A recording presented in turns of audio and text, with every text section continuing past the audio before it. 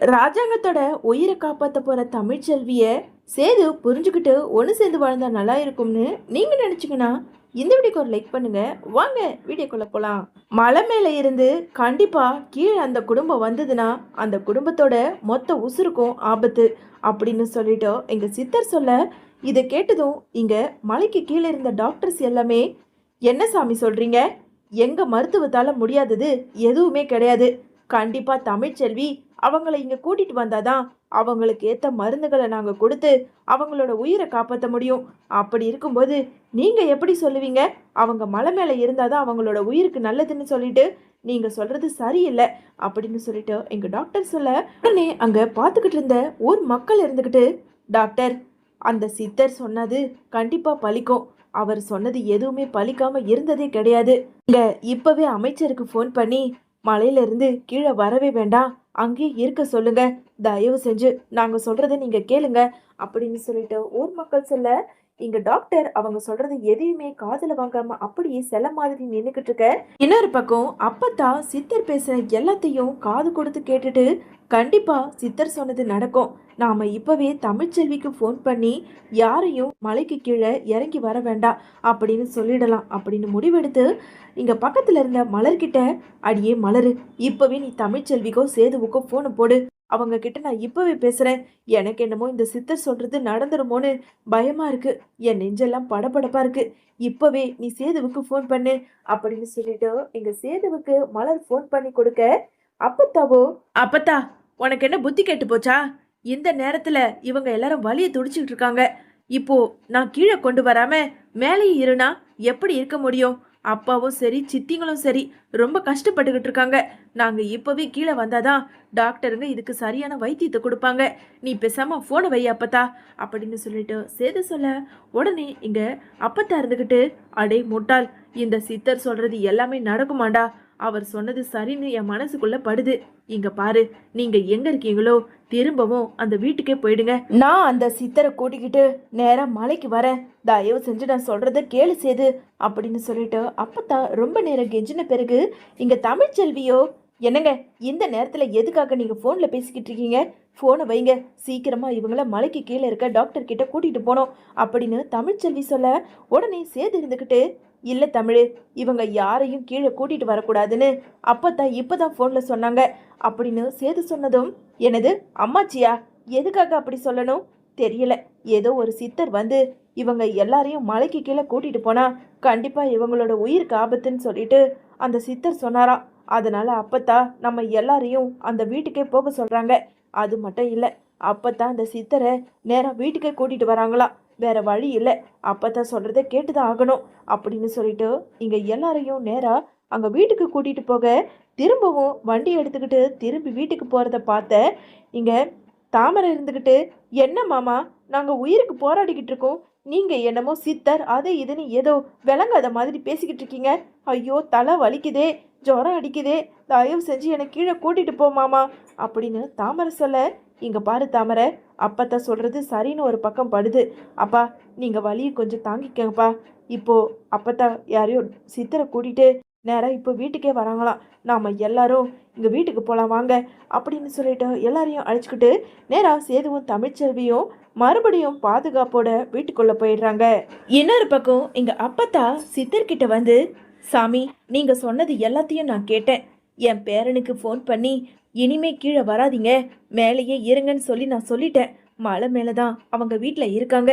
இப்போ என் பிள்ளையோட உசுரை எப்படி காப்பாற்ற முடியும் சொல்லுங்க சாமி அப்படின்னு சொல்லிட்டு அப்பத்தா கண்ணீர் விட்டு கதறி எழுதுகிட்டு இருக்க, உடனே இங்க சித்தர் இருந்துகிட்டு, இங்க பாருங்கம்மா, அவங்களோட உயிரை காப்பாற்றணும்னா அதுக்கான மூலிகை மருந்து கண்டிப்பா அந்த வண்டுக்கு கூடியிருக்க இடத்துல தான் இருக்கு. மன தைரியம் இருக்கவங்க போய் அந்த மூலிகை மருந்தை எடுத்துக்கிட்டு வந்தா மட்டும்தான் அந்த மருந்தை வச்சு உங்க மகனோட உசுரை காப்பாற்ற முடியும் அப்படின்னு சொல்லிட்டு சித்தர் சொல்ல, உடனே அப்பத்தா எங்க சித்தரை சமாதானப்படுத்தி இங்க மலைக்கு மேலே இருக்க வீட்டுக்கு போறாங்க.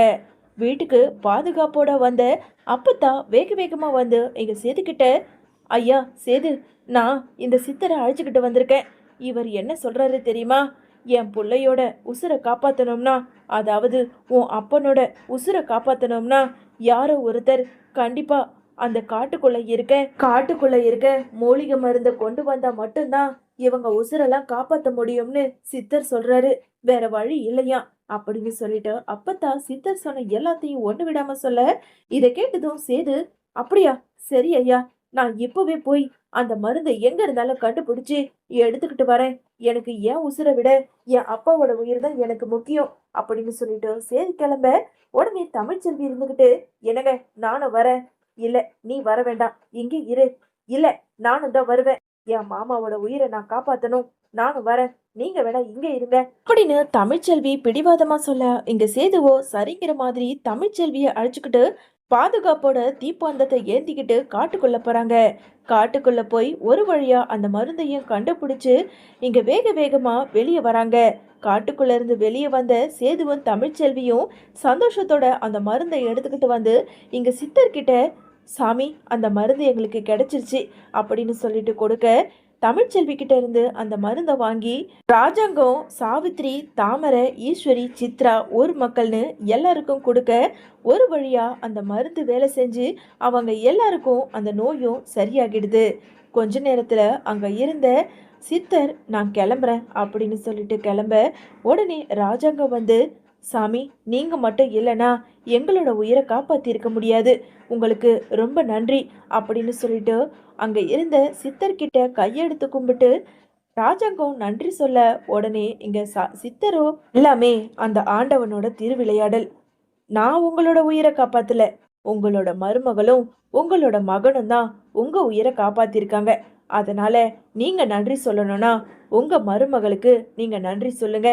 ஏன்னா அவங்க வயித்துல வளர ரெட்டை புள்ள வச்சுக்கிட்டோம் அவங்க காட்டுக்குள்ள போயிருக்கும்போது உண்மையா நீங்க அவங்களுக்கு தான் நன்றி சொல்லணும். இந்த மாதிரி ஒரு மருமக வயிற்று புள்ளக்காரி காட்டுக்குள்ள இறங்கி அந்த மருந்தை எடுத்துக்கிட்டு வர்றது அவ்வளவு சாதாரண விஷயம் இல்லை. உங்க குடும்பத்து மேல அளவு கடந்த பாசமும் அன்பும் வச்சிருக்க ஒருத்தரால மட்டும்தான் இது முடியும். தான் வயிற்றுல ரெட்டை உசுறு வளருதுன்னு தெரிஞ்சோ தெரியாமலையோ அந்த மருந்தை எடுக்கிறதுக்காக உங்க மருமக தமிழ்ச்செல்வி போராடி இருக்காங்க. அதனால நன்றியை நீங்க உங்க மருமகளுக்கு சொல்லுங்க, நான் வரேன் அப்படின்னு சொல்லிட்டு சித்தர் அங்க இருந்து கிளம்ப, உடனே இங்க சேதுவுக்கும் தமிழ்ச்செல்விக்கும் ராஜாங்கத்துக்கும் ரொம்ப அதிர்ச்சி ஆகுது. என்னையா சொல்றீங்க? என் மருமக வயிற்றுல ரெட்டை உசுறு வளருதா? இல்லையே, அவ கர்ப்பமா இருக்கான்னு நாங்க கேள்விப்பட்டோம். ஆனா அவளோட வயிற்றுல ரெட்டை உசுறு வளருதுன்னு டாக்டர் சொல்லலையே அப்படின்னு சொல்லிட்டு ராஜாங்கம் சொல்ல, இது இறைவனோட அருள். எது நடக்குமோ அது நல்லாவே நடக்கும். ஏன்னா உங்க மருமகளோட வயிற்றுல ரெட்டை உசுறு வளர்றது உறுதி. இது எனக்கும் தெரியும், அந்த கடவுளுக்கும் தெரியும். ஏதோ உங்க வீட்டில் இருக்க இந்த பெரியவங்க உங்ககிட்ட போய் சொல்லி விளையாடிக்கிட்டு இருக்காங்க. இது பின்னாடி பிரச்சனையில போய் முடியும். அதனால தான் இப்பவே நான் உங்களுக்கு முடிவை சொல்லிட்டேன். வீட்டு மருமக மட்டும்தான் உங்க குடும்பத்தோட காவல் தெய்வமா இருந்துகிட்டு இருக்கா. அதனால எக்காரணத்தை கொண்டும் உங்க மருமகளை இந்த வீட்டை விட்டும் சரி, உங்க குடும்பத்தை விட்டும் சரி ஒதுக்கி வச்சிடாதீங்க. அதுக்கப்புறம் பெரிய இழப்பு உங்களுக்கு மட்டும்தான் அப்படின்னு சொல்லிட்டு சித்தர் ஒரு பக்கம் பேசிக்கிட்டு இருக்க, உடனே இதை கேட்ட தமிழ்ச்செல்வி அப்பத்தா கிட்ட வந்து, அம்மாச்சி, உண்மையை சொல்லுங்க, என் வயிற்றுல ஒரு குழந்தை தானே வளர்ந்துகிட்டு இருக்கு. அன்னைக்கு டாக்டர் அதானே சொன்னாங்க. ஆனா சித்தர் என் வயிற்றுல ரெட்டை உசுறு வளருதுன்னு அவர் சொல்லிட்டு போறாரு. இதுல எது உண்மை? ஏன் அம்மாச்சி என்கிட்ட என்ன மறைக்கிறீங்க? அன்னைக்கு டாக்டர் கிட்ட கூட நீங்க எது மறைஞ்சு மறைஞ்சு எனக்கு தெரியாம பேசிக்கிட்டு இருந்தீங்க. அப்போ இதுதான் உண்மையா? சொல்லுங்க அப்படின்னு சொல்லிட்டு தமிழ்ச்செல்வி சொல்ல, உடனே அங்க இருந்த அப்பத்தாவோ, ஆமா, இதுக்கு மேல நான் என்னத்தை மறைக்க முடியும்? இந்த குழந்தைய வச்சு ஒரு விளையாட்டு விளையாடி உங்க 2 பேரையும் சேர்த்து வைக்கலான்னு பார்த்தேன். கடைசியில சித்தரை உண்மையை போட்டு உடைக்கும் போது நான் எப்படி அமைதியா இருக்க முடியும்? அம்மாடி தமிழு, உன் வயிற்றுல ஒத்த உசுறு இல்லை, ரெட்டை உசுறு வளர்ந்துகிட்டு இருக்கு.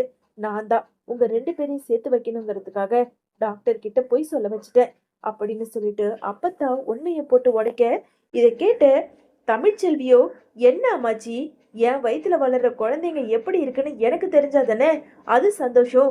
கடைசியில என்கிட்டயே என் குழந்தைய பத்தி மறைச்சிட்டீங்களே. இப்படி மறைக்கிறதுக்கு உங்களுக்கு எப்படிதான் மனசு ஒத்துக்குச்சு அப்படின்னு சொல்லிட்டு அப்பத்தாவ நல்லாவே தமிழ்ச்செல்வி வெளுத்து வாங்கிட்டு இருக்க. இன்னொரு பக்கம் இங்க சேதுவுக்கோ, அப்போ தமிழ்ச்செல்வியோட வயிற்றுல வளர்றது ரெட்டை உசுரா? இது தெரியாம பாவம் அவ காட்டுக்குள்ள போய் என் அப்பாவோட உசுருக்காக, என் குடும்பத்தோட உசுருக்காக அவளோட உயிரை பணைய வச்சு அந்த மருந்தை கொண்டு வந்திருக்கா. தமிழ், என்னை மன்னிச்சிரு தமிழ் அப்படின்னு மனசுக்குள்ளேயே இங்க வெளியே நன்றி சொல்லிக்காம மனசுக்குள்ள தமிழ்ச்செல்வியை பார்த்து நன்றி சொல்லிக்கிட்டு இருக்காரு நம்மளோட சேது.